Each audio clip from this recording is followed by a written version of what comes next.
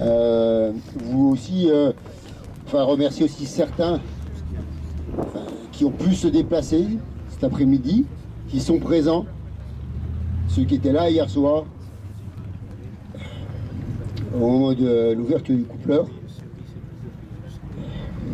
Moi personnellement, je n'ai pas de car. Je suis en congé, mais je suis en vacances. Je me sentais pas vraiment de ne pas être là. On a eu, surtout la dernière semaine, beaucoup de pression, parce qu'on a mis la pression. Hein. On a mis la pression sur la direction, sur le gouvernement, en leur disant cette tranche-là, on ne vous la découplera pas. La réponse qu'on a eue, c'est des menaces. Vous allez être sanctionné.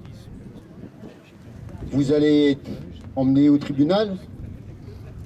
Mais quel est donc ce pouvoir politique qui menace des salariés qui font ce qu'il faut pour que l'environnement, la planète soient meilleurs, qui eux-mêmes ne respectent pas les lois?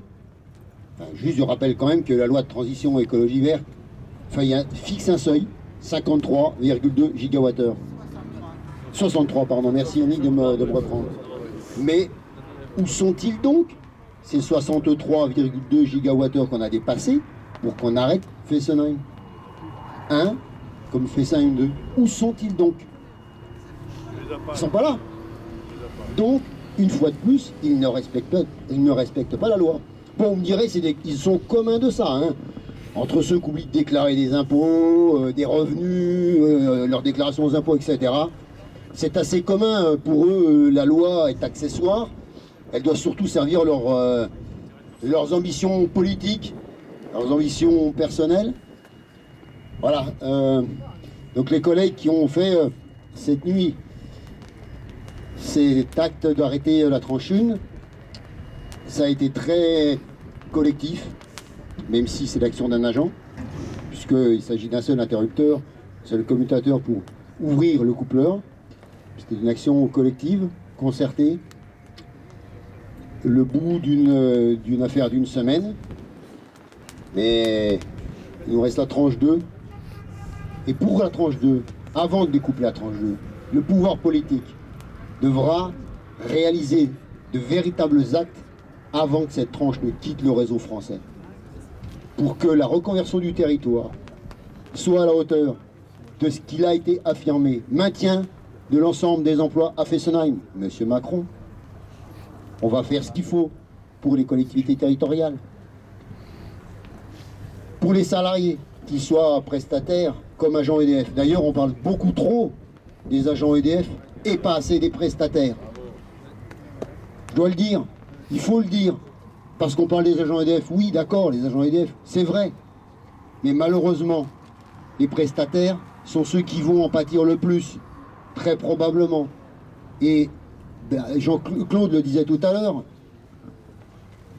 tous ces emplois induits, indirects, les 3000 emplois induits, indirects dans la région, dans le Haut-Rhin, tous ces emplois-là vont disparaître. A-t-on réellement besoin de se passer de tous ces emplois?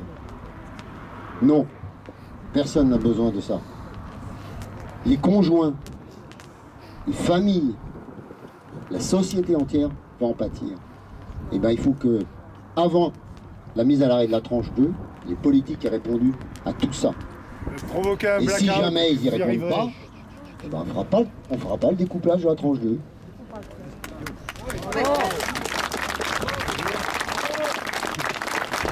Et je voudrais vous dire quand même aussi qu'il y a des associations qui ont déposé des recours en justice à ce sujet, qu'il faut le populariser et qu'on doit tous porter ça. Tous ceux qui sont pour le nucléaire, pour l'écologie. Et de là, je voudrais quand même insister sur le fait que toutes ces personnes qui se réclament être des écologistes ne sont pas des écologistes, ce sont tout simplement des anti-nucléaires. Ils pourraient être anti-cailloux, ils pourraient être anti-micro, ou ils pourraient être anti-drapeau. De toute façon, ils sont anti.